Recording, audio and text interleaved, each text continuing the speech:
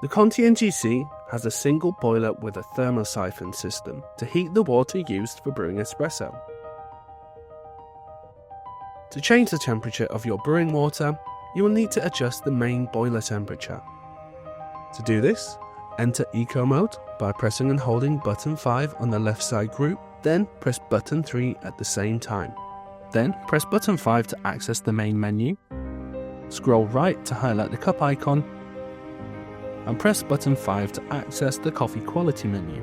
You will land on boiler temperature. Press button 5 to select it. You can now adjust the boiler temperature. If unsure, speak to your coffee supplier about preferred brewing temperatures. Once the temperature is at the new setting, press button 5, then press button 3 twice to go back to Eco Mode. When the menu guide disappears, press button 3 to exit Eco Mode. This concludes the boiler settings on the Conti NG-C. For more tutorials that you might